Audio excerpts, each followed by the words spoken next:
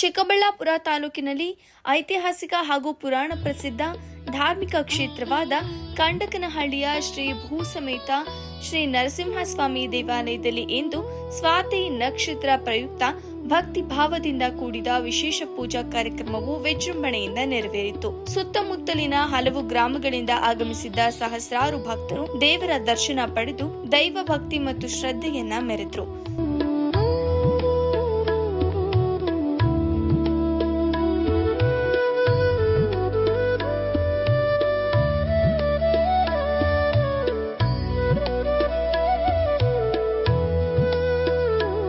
ಸ್ವಾತಿ ನಕ್ಷತ್ರದ ವಿಶೇಷ ಸಂದರ್ಭದಲ್ಲಿ ದೇವರಿಗೆ 108 ಲೀಟರ್ ಹಾಲಿನಿಂದ ಮಹಾಭಿಷೇಕ, ದೇವಾಲಯದ ಹಿತ ವಿಕಾಸ ಮತ್ತು ಶ್ರೀಯವರ ಕುಲಬಾಂಧವರ ಕ್ಷೇಮಕ್ಕಾಗಿ ಶ್ರೀ ನರಸಿಂಹ ಸುದರ್ಶನ ಹೋಮ ಹವನ ನೆರವೇರಿಸಲಾಯಿತು.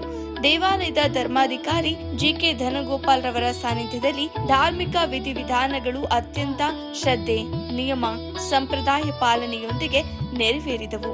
ಪ್ರಧಾನ ಅರ್ಚಕರಾದ ಕೆಆರ್ ಪದ್ಮನಾಭಾಚಾರ್ಯರು ನಿಯಮದಂತೆ ಕಾರ್ಯಕ್ರಮಗಳನ್ನು ಅಚ್ಚುಕಟ್ಟಾಗಿ ನಡೆಸಿಕೊಟ್ಟರು. ದೇವಾಲಯದಲ್ಲಿ ಈ ದಿನ ಸ್ವಾತಿ ನಕ್ಷತ್ರ ಅಂದರೆ ಜನನಿ ಜನ್ಮ ಸೌಖ್ಯಾನಂ ಸಂಪದಾನಂ ಕುಲವರ್ತತ ಪದವಿ ಪೂರ್ವ ಪುಣ್ಯಾನಂ ನಿತ್ಯೇಹ. ಜನನವಾದಾಗ ಶಿಶುವಿಗೆ ಅಷ್ಟಮ ಅಂದರೆ 8ನೇ ಭಾಗದಲ್ಲಿ ಕುಜ ಇರ್ತದೆ. ಕುಜವಿದ್ದಾಗ ಆ ವಿಹುವನಿಗೆ ಬಾಲ್ಯದಲ್ಲಿ, ಯೌವನದಲ್ಲಿ, ವೃದ್ಧಾವಸ್ಥೆಯಲ್ಲಿ ನಾನಾ ರೀತಿಯ ಕುಜದೋಷವ ಕಷ್ಟಗಳನ್ನು ಈಡೇರ್ತಾ ಇರ್ತದೆ. ಅದೇ ರೀತಿಯಾಗಿ ನಮ್ಮ ನಾರಸಿಂಹಸ್ವಾಮಿಯವರು ದರ್ಶನ ಸ್ವಾತಿ ನಕ್ಷತ್ರದ ದಿನ ಮಂಗಳವಾರ ದಿನ ನಾರಸಿಂಹಸ್ವಾಮಿಯ ದರ್ಶನವನ್ನು ಪಡೆದು ಆ ಸ್ವಾಮಿಯ ತೀರ್ಥಪ್ರಸಾದವನ್ನು ಸ್ವೀಕರಿಸಿ ಮೂಲಮಂತ್ರ ಇದೆ. ಉಗ್ರಂ ವೀರಂ ಮಹಾವಿಷ್ಣುಂ ಜ್ವಲಂತಂ ಸರ್ವತೋಮುಖಂ ನರಸಿಂಹಂ ಭೀಷಣಂ ಭದ್ರಂ ಮೃತ್ಯು ನಮಾಮ್ಯಂ. ಇದು ಮೂಲಮಂತ್ರವನ್ನು ಜಪ ಮಾಡಿದರೆ 108 ಬಾರಿ ಕುರುದೋಷ ಪರಿಹಾರವಾಗುತ್ತೆ. ಇದು ಸಂಕಲ್ಪ, ನಮ್ಮ ನಾರಸಿಂಹಸ್ವಾಮಿಯ ಅನುಗ್ರಹವಾದ ಸಂಕಲ್ಪ. ಇದರಿಂದ ಈ ದಿನದಲ್ಲಿ ಸಹಸ್ರಾರು ಸಂಖ್ಯೆಯಲ್ಲಿ ಬಂದು ಭಕ್ತಾದಿಗಳು ನಮ್ಮ ಸ್ವಾಮಿಯವರ ಪೂಜಾ ಕಾರ್ಯಕ್ರಮಗಳಲ್ಲಿ ಭಾಗವಹಿಸಿ ತೀರ್ಥಪ್ರಸಾದವನ್ನು ಸ್ವೀಕರಿಸಿ ಸ್ವಾಮಿಯ ಕೃಪೆಗೆ ಪಾತ್ರರಾಗಿರುತ್ತಾರೆ.